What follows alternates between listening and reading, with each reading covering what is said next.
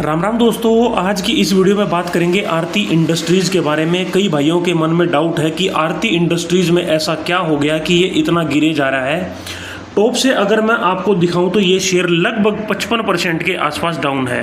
तो ये टॉप से हम एक बार कैलकुलेट करेंगे तो 54-55% के आसपास आपको डाउन अभी देखने को मिलेगा।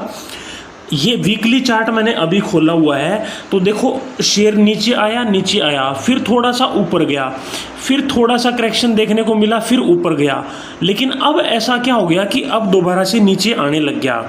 तो कई भाइयों के मन में डाउट है कि क्या कुछ गलत तो नहीं हो गया, इसमें फंडामेंटली कुछ गलत तो नहीं है, हमें बेच देना चाहिए, हमें ख़रीद लेना चाहिए, क्या करना चाहिए। एक बार डेली चार्ट पे भी मैं कन्वर्ट करके आपको दिखा देता हूँ।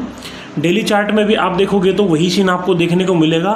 डाउनफॉल था, फिर थोड़ा सा स्टेबल हुआ, फिर एक अप मूव देखने को मिला, फिर थोड़ा सा करेक्शन आया मई जून के आसपास, फिर ऊपर गया। लेकिन अब पिछले कुछ टाइम से ये लगातार नीचे गिरे जा रहा है। और जो इसकी अभी हाल फिलहाल की जो ये सपोर्ट थी, इसको भी इसने तोड़ दिया है। जो 580-585 के आसपास सपोर्ट थी, पिछले वीडियो में मैंने बात करी थी, अगर आपने वो देखा होगा तो उस सपोर्ट को ये तोड़ के नीचे 530-535 के लेवल पे अभी चल रहा है।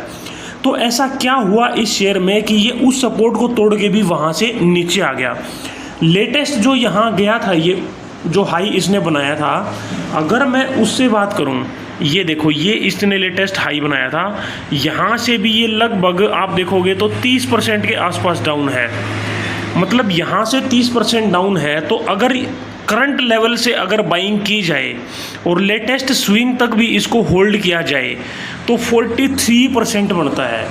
और एक बार दोबारा से वीकली पे कन्वर्ट करके मैं आपको बताता हूँ। अगर करंट लेवल से बाइंग की जाए और इसको लाइफ टाइम हाई तक रखा जाए तो ये लगभग डबल से भी ज़्यादा का गेन बनता है, लगभग 120% का गेन बनता है। तो क्या यहाँ से बाइंग करनी ठीक रहेगी या फंसने के चांसेस हैं? देखो, मेरा कोई रिकमेंडेशन नहीं है कि आप यहाँ से जाके खरीदो या बेच दो या कुछ भी करो।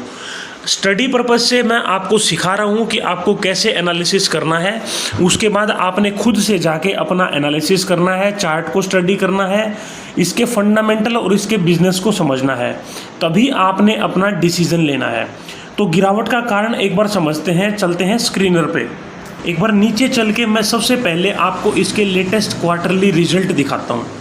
हम डिटेल में इसका बिजनेस या इसके फाइनेंशियल नहीं समझेंगे, ये मैं पहले ही बता चुका हूँ। ये देखो, हम आ चुके हैं लेटेस्ट क्वार्टरली रिजल्ट पे। देखो, बीच में जो डाउन आपको देखने को मिल रहा था, यहाँ से आप रिवेन्यू देखिए। जो रिवेन्यू 2017, 1600, 1700 के आसपास था, वो डाउन होके 1400 से 1500 की रेंज में आ गया था।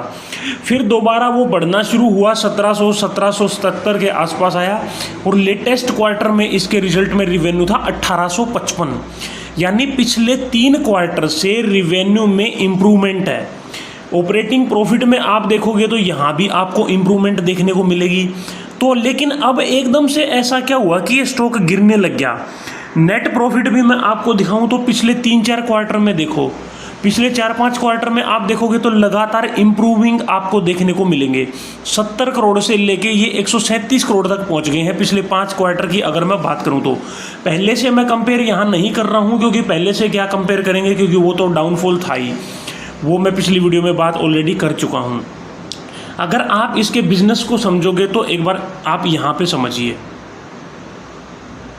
इसके आप रिवेन्यू ब्रेकअप में जाएंगे नीचे, तो ज्योग्राफिकल रिवेन्यू ब्रेकअप या रिवेन्यू स्प्लिट में आप देखिए, एक्सपोर्ट से 52% इसका रिवेन्यू आता है।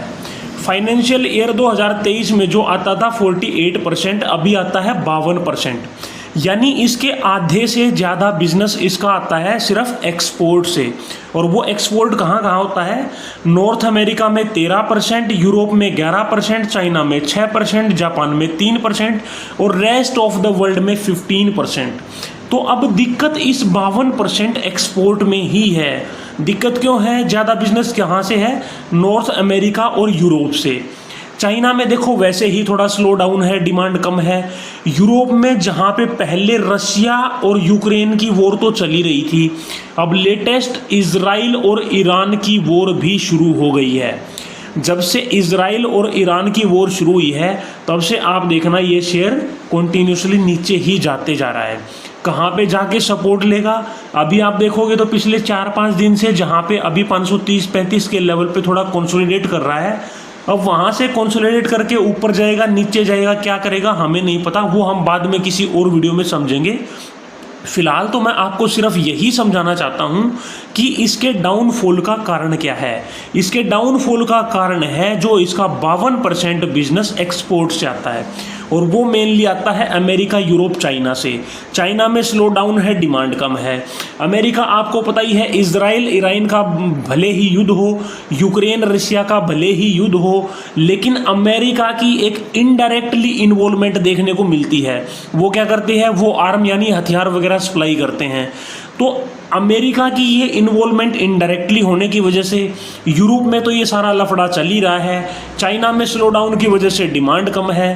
तो इन सारे कारणों की वजह से आरती इंडस्ट्रीज़ में अब मार्केट एक्सपेक्ट कर रहा है कि शायद जो अगले क्वार्टर के रिजल्ट आएंगे वो हमें कम देखने को मिल सकते हैं, क्योंकि ग्लोबली डिमांड कम होने की वजह से जहाँ पे इसका बिजनेस है, जहाँ पे इसका एक्सपोर्ट है, उस एरिया में, उन कंट्रीज़ में थोड़ी प्रॉब्लम देखने को मिल रही है। तो ये छोटा सा वीडियो था दोस्तों, जिसमें मैं आपको बताना चाहता था कि आरती इंडस्ट्रीज़ में दिक्कत क्या है, शेयर क्यों गिर रहा है। बाकी आप अपनी तरफ से स्टडी करिए बिजनेस को, इसके फाइनेंशियल को, और फिर चार्ट पे जाके स्टडी करिए कहाँ पे बाइंग लेवल बनता है, क्या लेवल सही है, आप अपने हिसाब से फिर डिसीजन लीजिए। किसी और शेयर पे आप वीडियो चाहते हो तो कमेंट सेक्शन में लिख के बताना, नहीं तो मिलते हैं दोस्तों नेक्स्ट वीडियो में। Thank you.